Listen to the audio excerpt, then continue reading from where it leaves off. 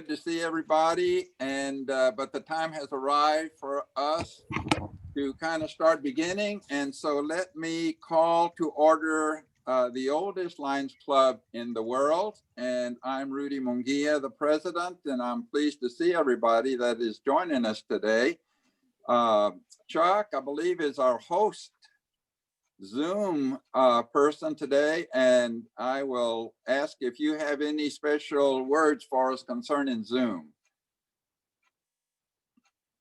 The usual words about courtesy. If you're not speaking, please mute yourself because more than one person at a time can create a very real communications problem. Other than that, enjoy the meeting. All right, thank you, Chuck. And for our pledge today, let me just say a word. Normally, we all in our elementary school, we learn our Pledge of Allegiance and learn how to recite it, and it becomes a part of our being. But that's because we went to school here in Texas or some part of the United States. Today, we're having a special treat. Lauda Tyring is going to lead us in our pledge, and she recited in a different country, and of course it was not our pledge, but she's going to lead us in the Pledge of Allegiance and in the pledge to the Texas flag. Lauda, of course, has become a naturalized citizen in her adult life. So with that introduction, if you, as you are able, would you please stand? And Lauda, let me, and also please mute your computer. Can't find them right now. Do you, yeah, Chuck, you say, do you have the words for that? I'm looking. Lenore's going to put it up. Okay. All right, Lauda, whenever you're ready, please, let's begin. I pledge allegiance to the flag of the United States of America and to the republic for which it stands, one nation, under God, indivisible, with liberty and justice for all. Texas flag. Texas flag, I pledge allegiance to the Texas, one state, under God, one and indivisible. Hee-haw. Hey! All right. There we go. So Lauda, thank you so much. Do appreciate your help. All right, let me move on. And well, I guess I did want to say something about today. Today is the 21st of January and in the year 2021. So while we can't exactly say 2020 anymore, today is 2121. So anybody interested in numbers or plays with numbers, that's our little trivia for the moment. But getting back to the agenda, do we have some guests? Let's see if we need to take time to introduce our guest. I think we're okay. So just if anyone should have invited a guest and may join us later, just please call it to our attention. So let me go on with the announcements then. Oh, well, my first announcement, here we go. I'm going to have to go to my script. Our Constitution, both the LCI and our Austin Founder Lions Club Constitution, calls attention to the third meeting in January, which is today, our third meeting in January. And it says that the president will request clubs' past presidents to serve as a nominating committee and the immediate past president serve as chair.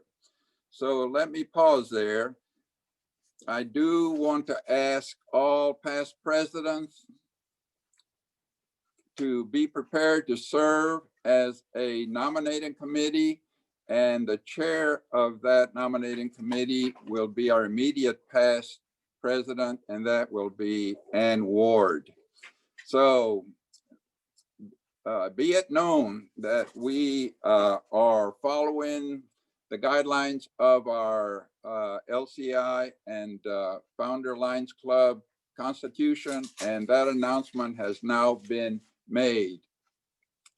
While the nominating committee will make the nominations, all members, those that may not be serving on the nominating committee, will have an opportunity to provide input on others to be considered by the nominating committee. And Ann Ward will bring that information to us at a later time. The election will be in April. So here we are in January. Nominating committee has been directed to be formed.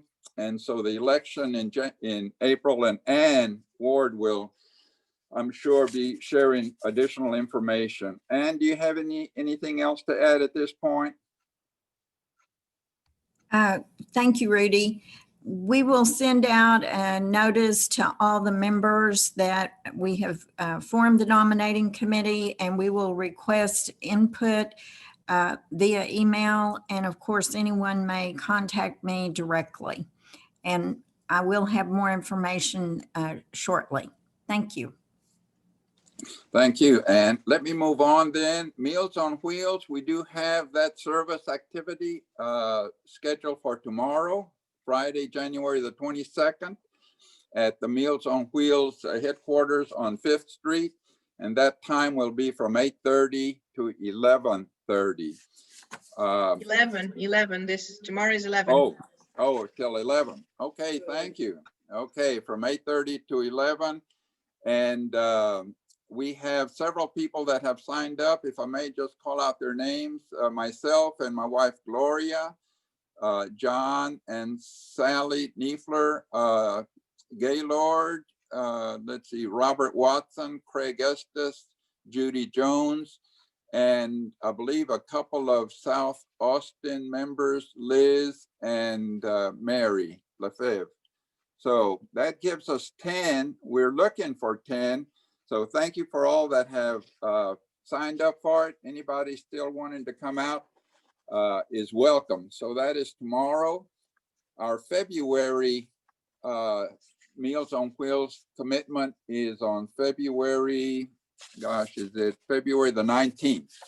So that's, we'll be making more announcements about that later. So thank you again for those that have signed up. This announcement about a funeral, Lily's funeral, Lily Gilligan's funeral will be Saturday, January the 23rd at the Cook Walden Capitol Park Cemetery in Pflugerville at 11 o'clock. Those attending are requested to have a mask and to observe social distancing. And we hope that several of you, friends of Lily and are able to attend, will be there so that we can have a good representation and say our final goodbye to our dear Lion Lily. Rudy, this is Ann again. Yes. I got a mistake in the newsletter. It's been pointed out that in my newsletter that I sent out this morning, it says the service is 11:30 instead of 11. So we may need to send an email just clarifying that to everyone. Okay. So thank you. And that's scheduled this Saturday at 11. Moving on then, a couple of announcements from LCI, our Lions Club International. One is that they are renewing their resolution. They have the board of directors has a resolution that the entrance fees are being waived from January 1st through June 30th. So we're pleased to receive that and to announce it, that all new members that may be joining us from January 1st to June 30th will have those entrance fees waived. And so we're grateful for that. Another announcement from LCI is about the yearly international convention. This year it was scheduled to be in Montreal, Canada, from June 25th to June 29th. That meeting is being announced as being virtual. So there is going to be a $50 registration fee, but that will be a virtual meeting. So y'all can cancel your airline plans and hotel plans and just enjoy that meeting, that convention, from the comfort of your living room. So thank you. All of us can attend and we can have our full delegation then. Yes, yes. And it'll be important because this year we have not an Austinite, but a San Antonio person, TJ Tijerina, that is being considered for international director.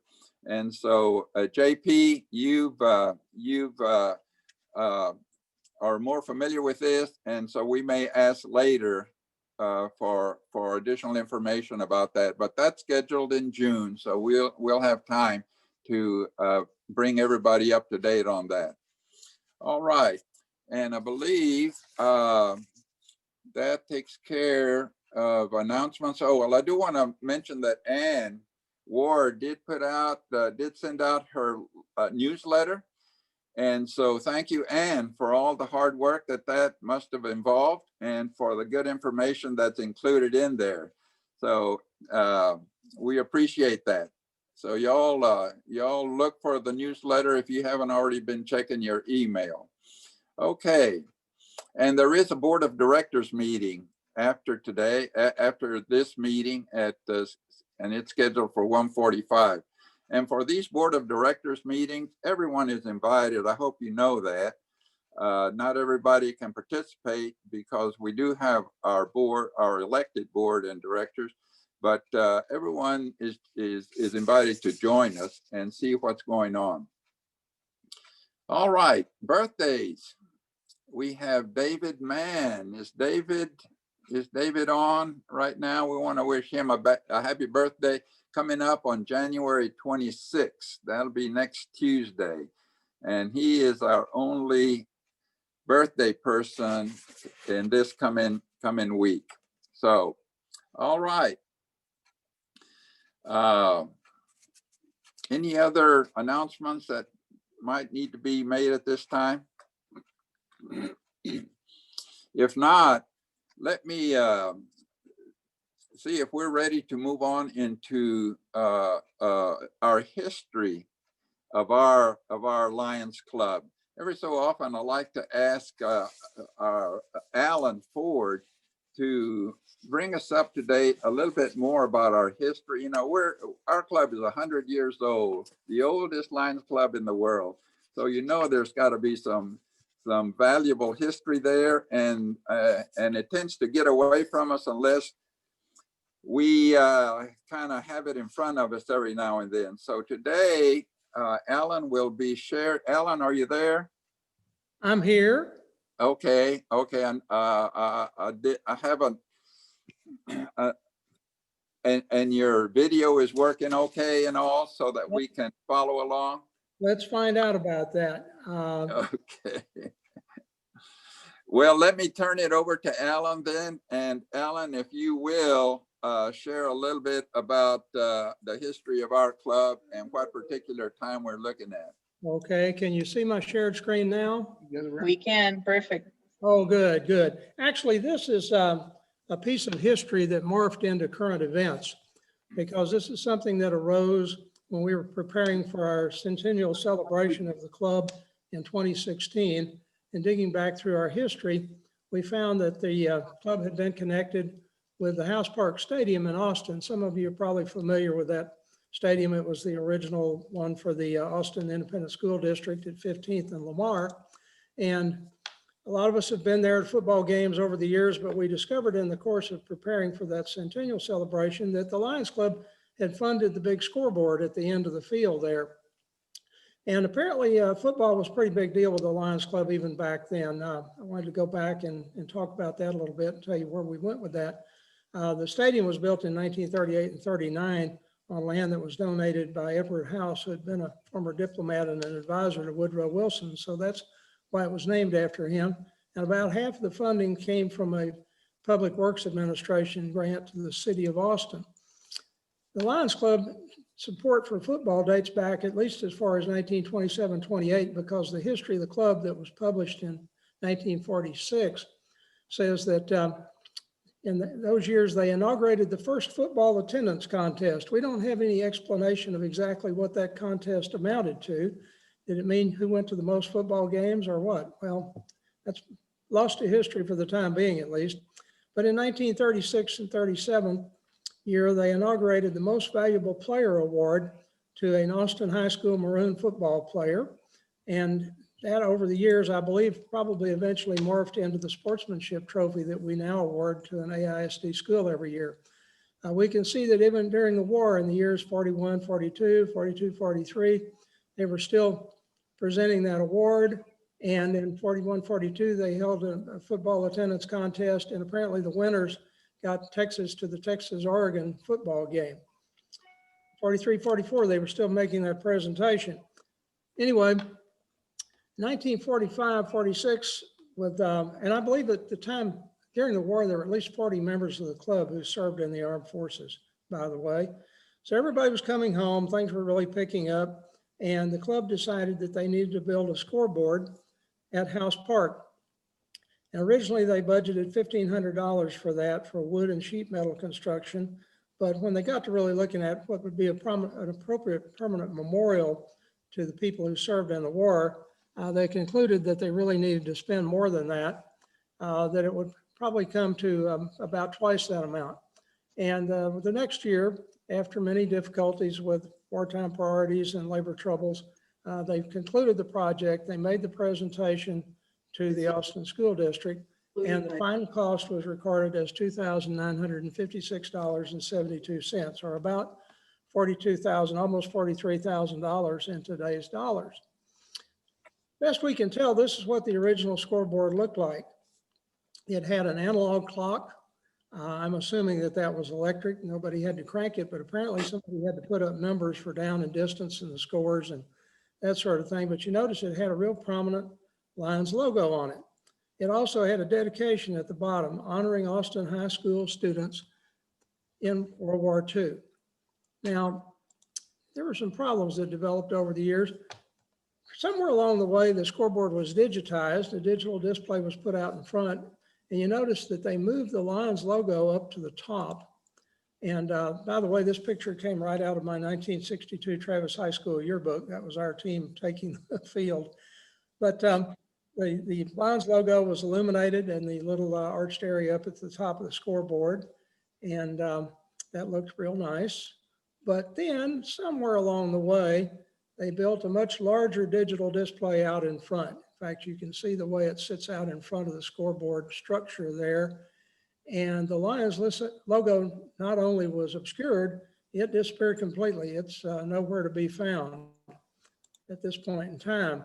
The inscription is kind of overshadowed now by that digital array out in front. This is sort of a wide angle view, but you'll notice it's honoring Austin High School students in World War II.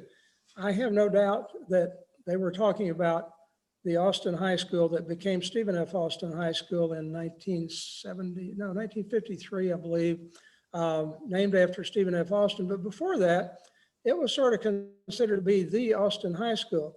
However, there was another high school on the east side of I-35. And as you can well imagine, in that day and time, the students' body there had a slightly different demographic. Apparently, they fielded some great football teams over the years that L.C. Anderson High School was in existence until its closure in 71. Well, actually until integration in 1953-54 led to a lot of busing. But apparently they had some great teams and they played on a field that was essentially just a field with some bleachers. So this came to our idea when we noticed the situation there. The Lions logo had disappeared. The dedication was partly obscured by the digital display, and it honored only Austin High School students. So we got to thinking, we need to restore the Lions logo and rededicate that to include students from all the Austin schools. And the solution is something that was worked out with the help of a lot of people. And I'm going to turn that over, I think, to Tommy Cowan to say a few words about it. Tommy, are you up? I think that's me, Alan. Oh, okay. Well, JP.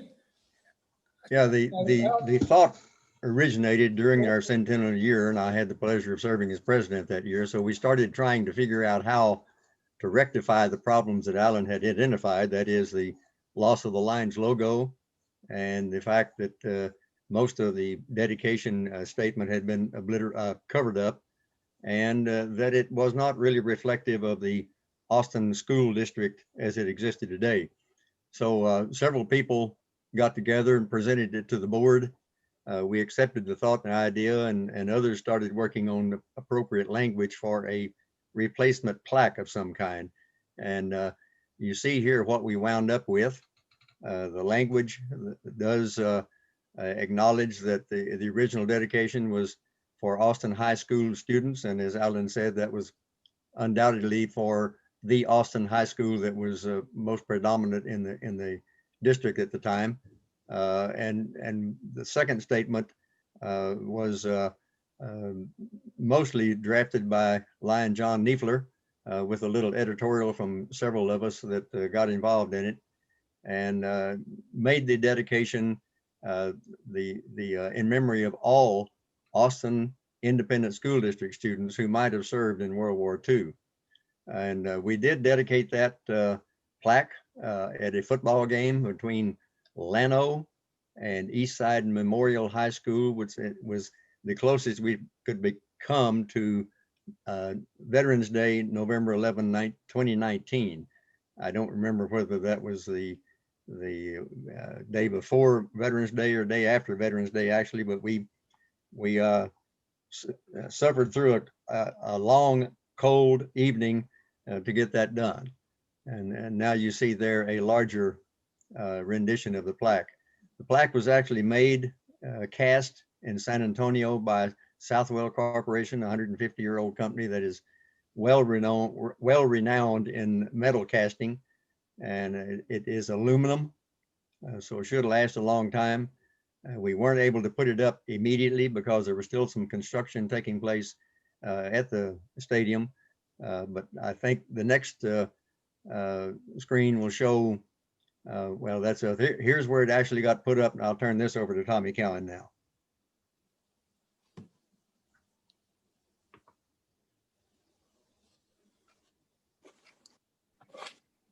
Tommy, you're muted. All right, this is actually going to start over. There actually were two plaques. Alan Ford brought to my attention that we were not notified nor involved in any of the bond package, but we actually commissioned a plaque, and I had already paid for it and had it being erected when it got revised and rewritten to the plaque you now see going up. So we in fact did this. You'll note that the date on that plaque is 2018. If you see at the bottom of the plaque there, November the 11th. It was suspicion that the bond package, which was passed, would include some renovation of the scoreboard, which might affect the plaque. And so Craig Estes suggested that we hold off doing it.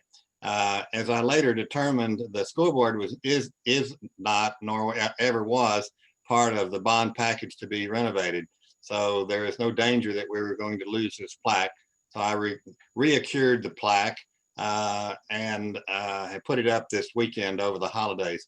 You'll notice if you go to the next picture, I think there's a gentleman there on the left. He is the gentleman that is charged with AISD's facilities construction for all sports events. His name is Kevin Hendrickson, and he got permission for me to clear all the old paint off of the existing concrete column that is there and to repaint it, and then for me to drill the sign.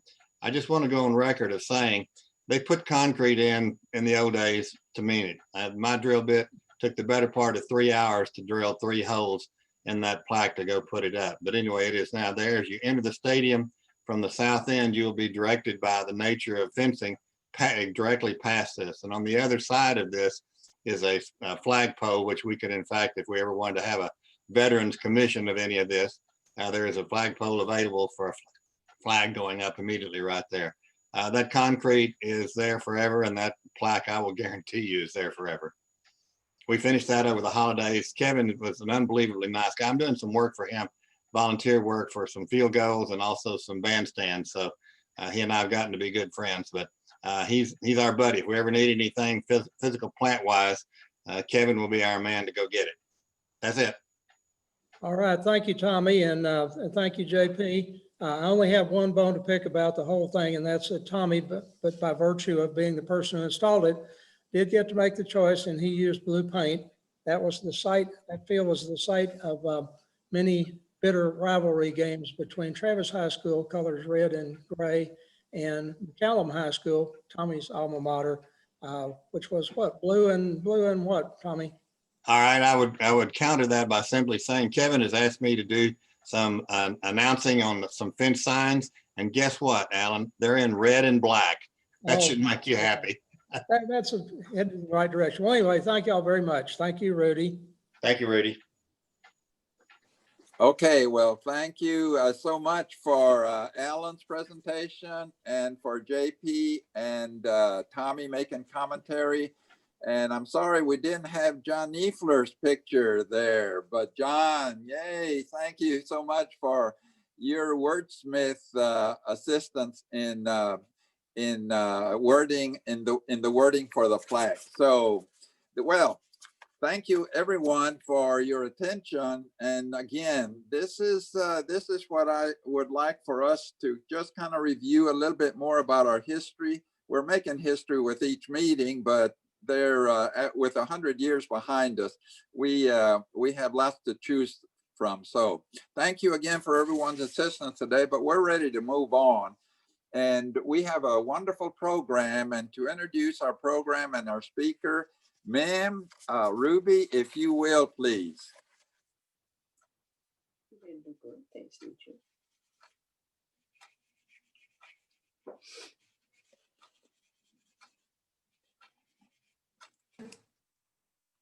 All right, there I am. I couldn't unmute for a moment. Anyway, I want to introduce another one of my wonderful granddaughters, Alexis Hriuby. She, at the age of 3 or 4, she was destined for this role. She made a business proposal to her parents that she wanted a puppy. And she wrote up, I don't know if she wrote up, but she verbalized that she would clean her room for 100 years. And even when she went off to college, she would take the dog with her. But here she is now, the dairy queen of Virginia Tech. She then now is working with dairy cows in her PhD program.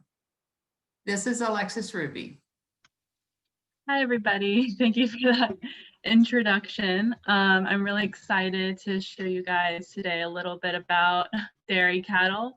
And I'll be talking about a really important topic, or a hot topic these days, about the environmental impacts from the dairy industry. I know sorry, let me start over from this. So I know the title is a little different than what you guys received, because I was changing my mind a bunch of times about what the title of this presentation would be called, but I knew that there was interest in cow flatulence. So I decided to make the talk about that. And so the title of today's presentation is called Dairy Cows and the Environment. Is their flatulence causing all the problems? Is this a fact or a myth?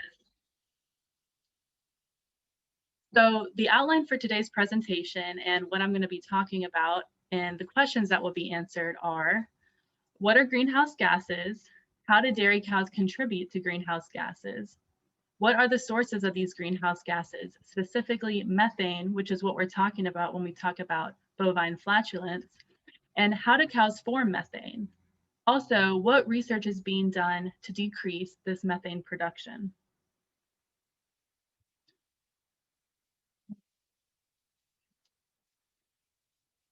So an important thing to mention is that we need to double the world's food production by 2050 as we reach a world population of 9 billion. As you can see here, in 1950, we had a population around 3 billion, and we're steadily increasing over time. When we reach this mark at 2050, which is something that people talk about often, we'll reach that population of 9 billion, and then it will start to plateau a little bit. So 9 billion is kind of like that first peak before it begins to plateau. So that's what everyone's talking about when they say that.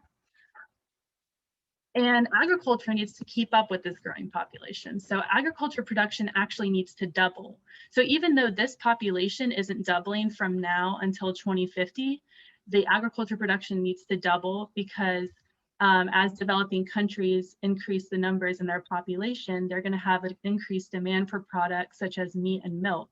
And so they're going to be able to afford more food, more intensive food such as meat and milk. And so that's why our production will need to double when our population isn't quite doubling. So specifically, what does it look like if we're talking about milk? So right now, the United States produces approximately 26 billion gallons of milk. So each of these gallons are representing 1 billion gallons. And to keep up with the world's population, that means we need to produce 52 billion gallons in 2050. So we need to be able to double this milk production without causing more of an environmental impact. So what is the role of a dairy cow and why are we trying to keep them around?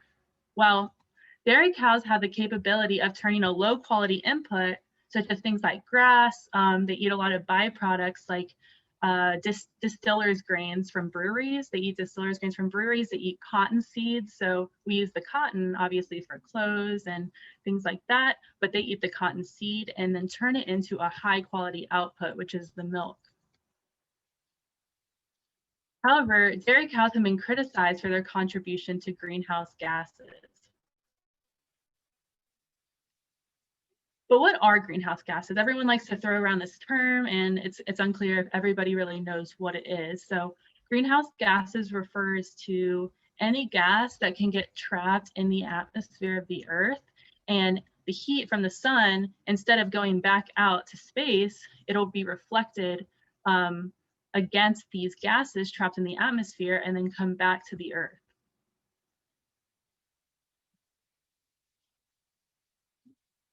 So CO2, as you can see here in the gray, is the most common greenhouse gas, and it lasts 100 years in the atmosphere. But methane lasts an average of 9.1 years in the atmosphere. So why would we be concerned about methane, and why is methane talked about a lot if it only lasts 9.1 years in the atmosphere and CO2 lasts 100 years? It doesn't really seem to make sense. But methane is 25 times, some people say 25 times, some people say up to 28 times more effective in trapping heat. So methane is more potent and it doesn't last as long. So why is this something that people focus on? It's because it's very potent, and if we make a change, we'll be able to see that change in our lifetime. So it's something that people want to make a change about, because if you try to make a change about CO2, you're not really going to see those results anytime soon. So what are the sources of greenhouse gases from dairy cattle? Where are these greenhouse gases coming from? They could be coming from the manure. So in this picture, you can see NH3, you can see CO2, and you can see CH4, which is methane coming out of this manure. It can come out of manure storage. And again, you see methane, it's the biggest one in this picture. It's you know, the highest concentration of greenhouse gases from manure storage. So it's the most important here. And we have enteric methane coming directly out of the dairy cattle. But what is enteric methane? We don't really know what that definition means, but we do know that when you think of methane coming from dairy cow, you don't really think about the manure and the manure storage. You're thinking about the methane coming directly out of the cow. But how is it coming out of the cow? So where do cows emit this enteric methane? And it means internal methane, or the methane directly out of the cow. It's actually a myth that it's mostly coming from the flatulence of the cow. 95% of this enteric methane from the cow is actually emitted from belching. So only 5% is coming from the flatulence. So every year, a cow will belch 220 pounds of methane. So all of it is coming from the belching, or most of it. I have this cute little video to show.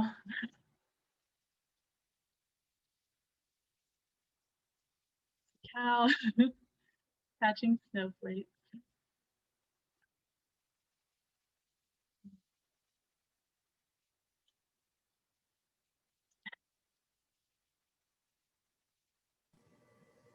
Where's the sound? I guess there's no. When you need to stop Unfortunately. you need to stop your share and then start it again. And when you share it, you need to click on the bottom left for share sound, Oh, I see. Okay. if you don't mind. Yeah, I don't mind. Okay, let's see. So I go to, I share my screen and then, Yes, oh, but share before you computer hit sound. okay, exactly, perfect, thank you. Okay. Okay.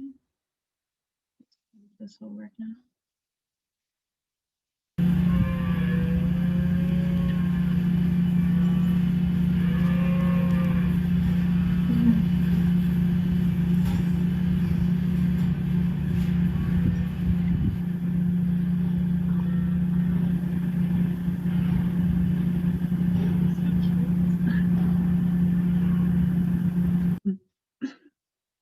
Okay.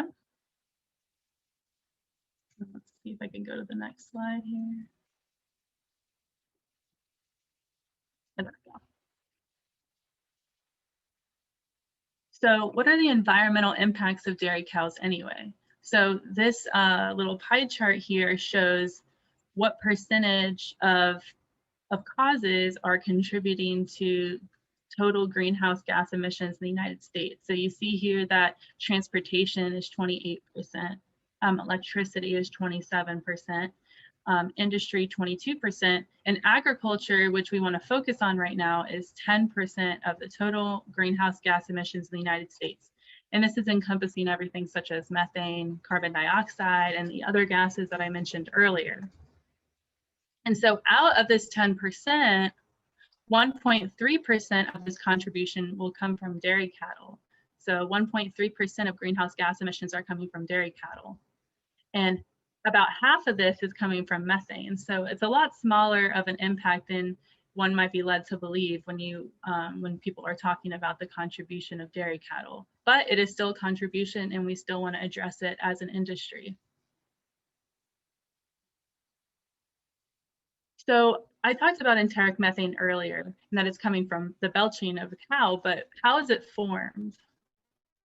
In this complicated picture, I'll do a little bit of description, but what's important to know is that cows have a 4-compartment stomach. And this is made up of the rumen, the reticulum, which is this maybe, oh, here they have it right here, it's really small, the omasum, and the abomasum.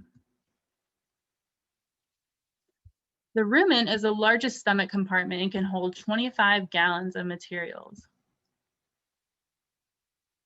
It is full of microbes that help digest food that would otherwise be non-digestible. And so this is what differentiates us from something like a cow or a deer who also have rumens. They can digest things like cellulose, which is in grass. So we can't eat grass because we don't have these microbes in our stomachs. So some of these microbes will release methane as a byproduct of digestion. So whenever they are digesting something that's previously indigestible for the animal, it's kind of like a symbiotic relationship between these microbes and the cow. So the cow will eat things for these microbes, and then the microbes will help digest things in return. But some of these microbes will release something like methane as a byproduct, and then others will release other things. So if you have a higher population of something that releases methane, then you're going to have more methane coming from the cow. So the dairy industry is pushing to lower methane production. Why? Because of consumers like you. In a recent study, 39% worry about climate change related to their food, and this number is bound to increase as the years progress. So more efficient cows will equal less methane with more milk production. So a lot of when people are trying to address this situation, the main thing would be to increase the efficiency of the cow. If you can increase the efficiency, you can have more milk production with less methane. And this has been happening like over the years anyway, because since 1924, we've had less milk cows in the United States, a lower number. But we have more milk per cow. So cows are getting more and more efficient. We have significantly less cows, and we have 60% more milk than we did at this time. And this has equaled a 2/3 reduction in the carbon footprint, even without specifically addressing this methane issue. It's just been an efficiency issue this whole time. People are constantly trying to make cows more efficient. But scientists are focusing on nutrition to help lower methane. So as I sort of mentioned earlier, and I didn't really get into, but it's an important thing to mention again, is that some microbes prefer methane production and others prefer propionate production, which is another byproduct. The ones that prefer methane also prefer less digestible foods such as grass. So this one, I like to digest grass and produce methane. And this one, I like to digest grain and produce propionate. Also, people are looking at feed additives such as ionophores and dietary fats that have been shown to decrease methane emissions. Also, there's been more novel research such as controlling the population of the microbes in the rumen, which could decrease methane. And a current project example is developing a vaccine to keep the animal from producing methane-loving microbes. So if you can get rid of these guys, you'll have more of these guys and you'll have less methane production. And so I have another video to show, so I'm glad that sound is working now.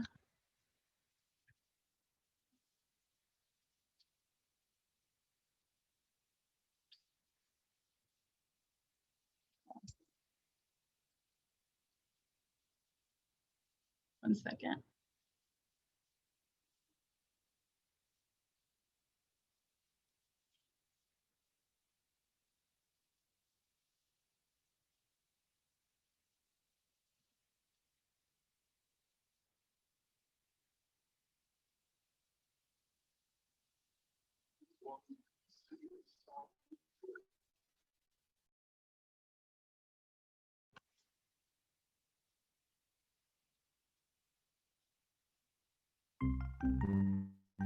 If you've been to parties with a bunch of scientists, you may have heard this as a joke, but it's the truth. A small but significant percentage of the blanket of greenhouse gases warming our planet is methane from cows. That's right. Cow belches and flatulence. Now, the truth is a little less funny, a little more complicated, having its roots in cow evolution and physiognomy, and scientists can't change that. Cows have a complicated digestive system that served them well back when these were free-running animals evading predators on the ancient prairie. The idea was to eat a lot and run away, digesting as you went along. But this unusual evolutionary holdover isn't very chemically efficient. The cow's food moves through 4 different stomachs before it's finally digested. The first of these, the rumen, is where the animal's digestive system first goes to work breaking down all this plant matter in a process that produces a lot of methane, a greenhouse gas, which the animal then has to vent, one way or another, although it's mostly out of the front end, as a matter of fact.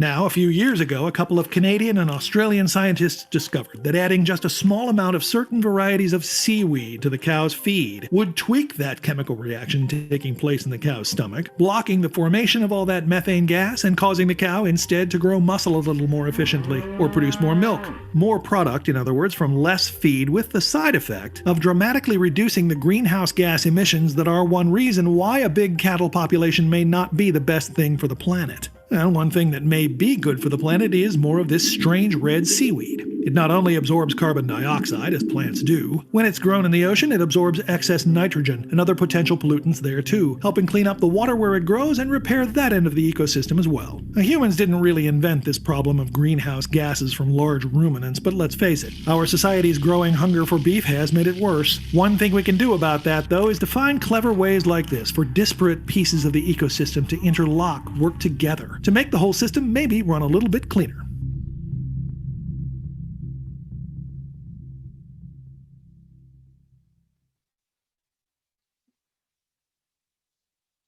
And so in conclusion, we need to double the world. Oops, is something?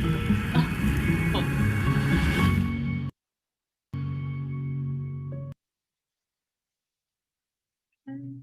No. So in conclusion, we need to double the world's food population by 2050. Milk is very nutritious, but dairy cows produce methane through belching, not flatulence. And however, when looking at the numbers, when looking at the numbers, dairy cows produce 1.3% of the greenhouse gases in the United States. And methane can be changed by what the cow eats. And there is more research being conducted every day. And with that, I'll take any questions.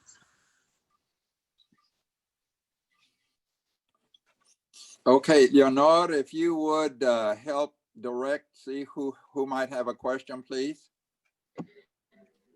Sure. Alexis, could you please stop your sharing so we can see everybody, if you don't mind? Perfect. We had some questions along the way, but I see Gaylord as well, and I'll try and get the questions we had on the chat. Gaylord, go ahead.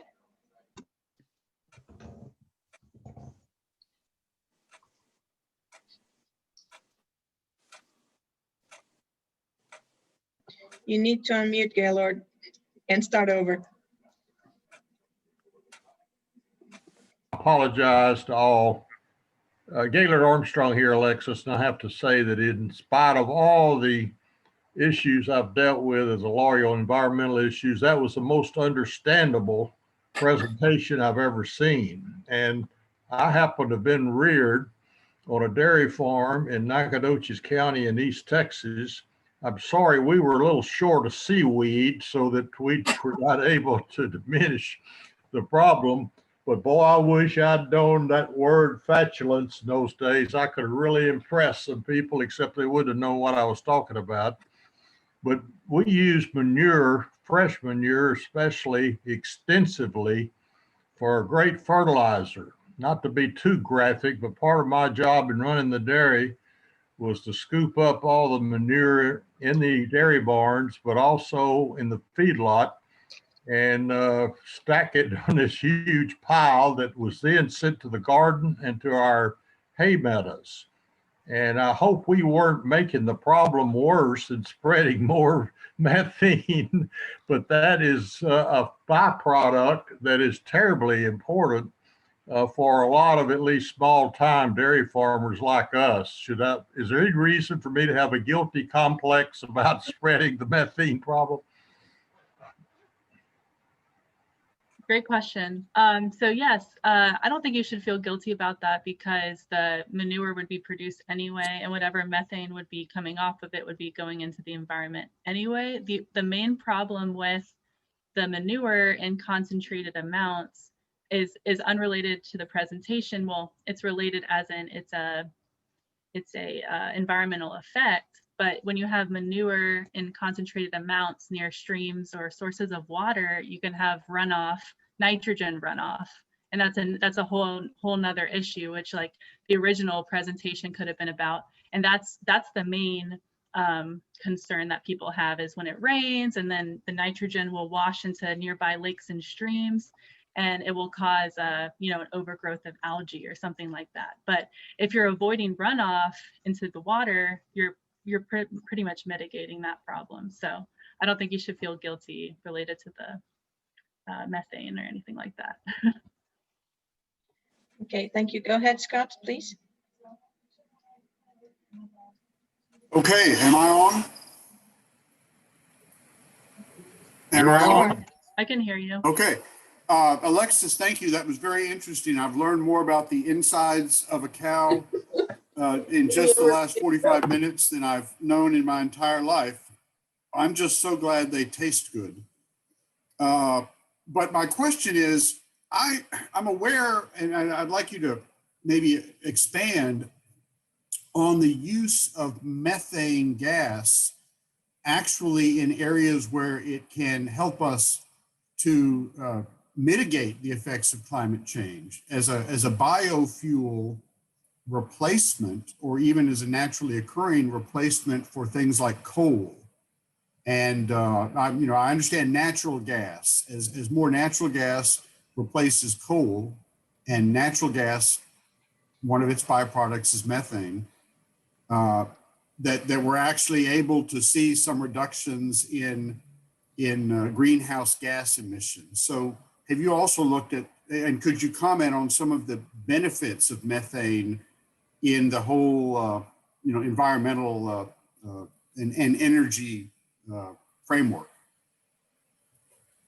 Yes, I know a little bit about that. I don't know too much about the uses. I just know that there's a lot of research being done right now. The main problem is capturing that methane, figuring out ways to create a concentrated environment so that you can gather up all those methane emissions. Because if you have cows outside, for example, how would you get the methane from those cows? You would have to have some sort of enclosed environment, and then create some sort of absorbent tank or something to absorb that methane and create it into something pure.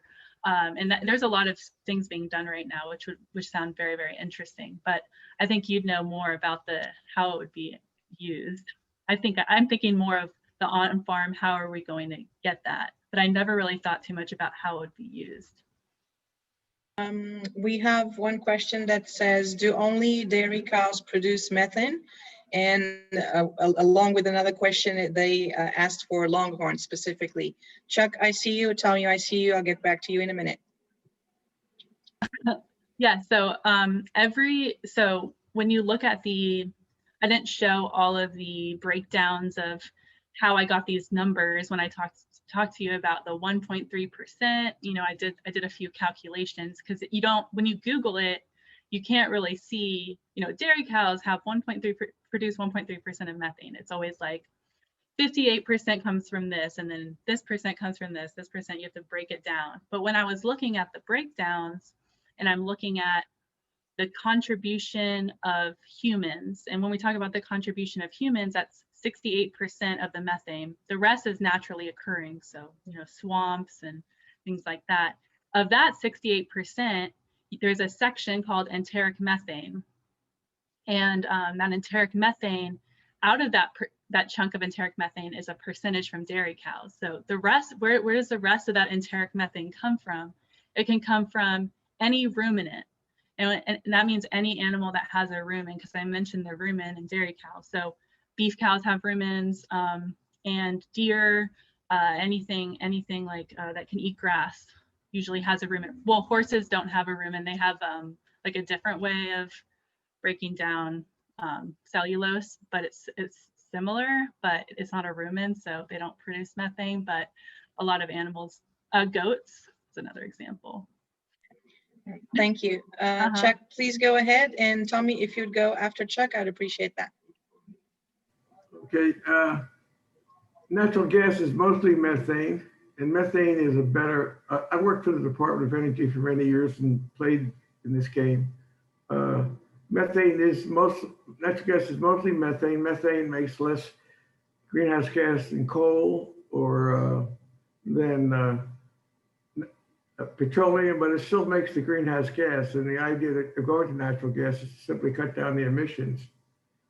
Most of the emissions we produce in the U.S. are from a lot of them from transportation and from electricity generation. And by the way, Alexis, we do produce methane. That's why all operating rooms have a fire detection system.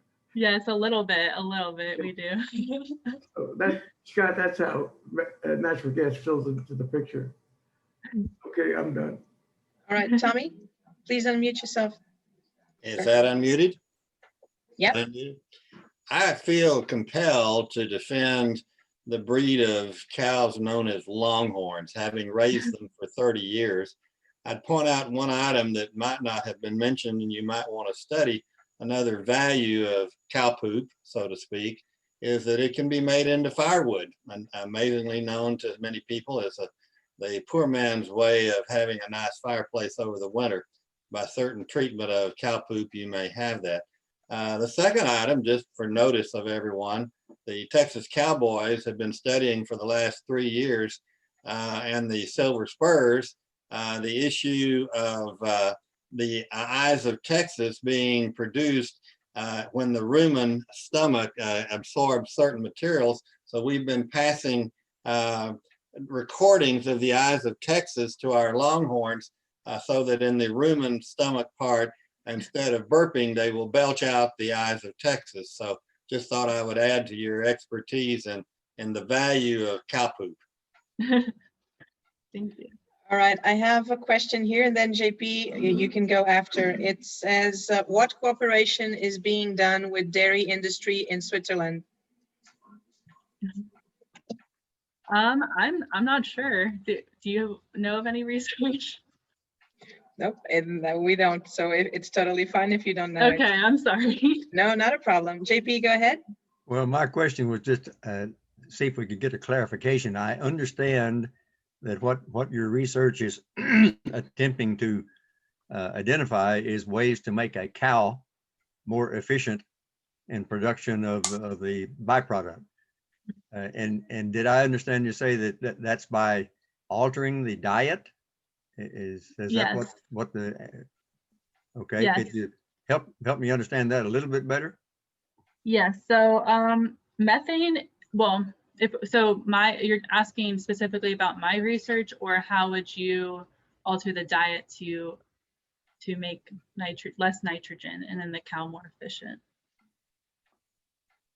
Just to clarify, I guess. So the question, well, I guess I'll answer first with the methane, how to make cows produce more methane less methane through nutrition. And that would be because you can, if you feed more grains to the cows, the pathogens or the microbes that are in the cow's rumen, they will produce less methane. It's through the pathways, they'll produce another byproduct instead of methane. But when you start to feed more indigestible things, such as hay or other types of forages, then you're going to be increasing that methane. So you need to create a balance, because you can't feed no hay, you can't feed no forages, and you can't feed none of the other. Too much grain is bad for the cow as well. So you need to figure out that balance, and that's kind of understanding, doing research, kind of figuring out where that line is. Where are you getting less methane production but not crossing the line where you're decreasing milk production or making the cow sick or something like that. So there's a lot of research being done on that side as well. And then there's the research related to feed, such as adding something to the feed, like how we saw in the algae video. There's that will decrease methane production unrelated to that shift of grain and forage that I was talking about earlier, like ionophores or fats. But then there's issues there that need to be researched. If you feed too many fats, you're going to decrease milk production too. So there's a line there that needs to be figured out. So it's like all very, very complicated. It's not super easy, which is why it's difficult to research. Who first thought about feeding them seaweed and algae? Maybe there was too much seaweed and they were trying to figure out what to do with all of it. I don't know, because cows eat a bunch of byproducts that we don't really think about. They eat, I mentioned distillers grains, but they eat, when I was up in Pennsylvania, I saw that they were eating leftover candy from the Hershey's chocolate factory and things like that. So they'll feed cows basically anything.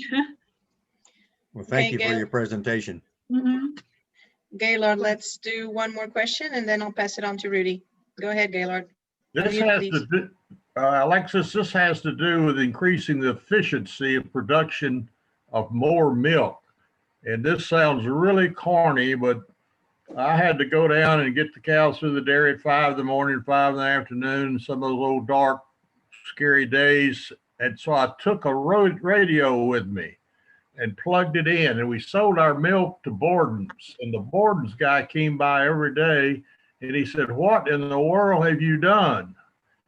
They have double the production." And Nacogdoches had one old goofy radio station. All it played was not country and western, but hillbilly. And though Borden's guy says, "You're doubling the production. These cows must all of a sudden be more relaxed and producing more milk." Is there anything to that theory, and would that help in the concern of more milk and more efficiency? Definitely, yeah. There's a lot of research done on stress. Stress will definitely decrease milk production. So the cow will use energy towards stress responses instead of milk production. So any way that you can, reallocate their energy towards milk production, it will increase milk production. So if they're lying down more, if they're not moving as much, they're going to increase milk production, and they're chewing more, they're eating more, that's going to increase milk production too. So I'm sure the music helped them do all of it. Rudy, Thank back you to very you. Yeah, thank you very much, Alexis. A wonderful presentation, one we don't normally hear. We don't hear that type of presentation every day, but thank you so much. We'll have a better appreciation when we're out on the country road and see some cows there on the side. So appreciate it. I have a Thank little you so much. background music. Yeah. So thank you to Alexis, and a wonderful program today. Let me get back to the agenda just for a moment. May I say one more thing? Yes, please. When we went to visit Alexis in her research barn, the cows that are in the research projects wear these ankle bracelets like they're prisoners, and they pass through these sensors to measure how much they weigh and measure how much they eat. And Alexis went around riding one of these huge John Deere things to measure food in and poop out. Wow. Mm-hmm. That's getting into a lot of detail there, but research is research. So and ma'am, we have to thank you. This is not the first time you have provided a wonderful speaker for our program. So thank you very much. Yeah, we definitely enjoyed it today. But getting back to the agenda, let me ask about next week's program. I believe Mark Hastings has that program. Mark, is that correct? Yes, yes, I do have the program for next week. A neighbor of mine is involved in a program called the Storybook Project, and what they do is that it's a volunteer group that assists women that are incarcerated in prison to read books to their kids that are obviously not in the prison with them. So it helps them have that connection with their kids. So it's a very good program, and I saw a presentation on it once, and I think you'll enjoy it. All right, thank you, and we would look forward to that. So for today, thank you for all our presenters. Thank you to Mim and to Alexis. Thank you to Alan and Tommy and JP. And again, happy birthday to David Mann. So for those that are staying with us for our board meeting, let me ask that we adjourn this meeting. So this meeting is now adjourned, and then we will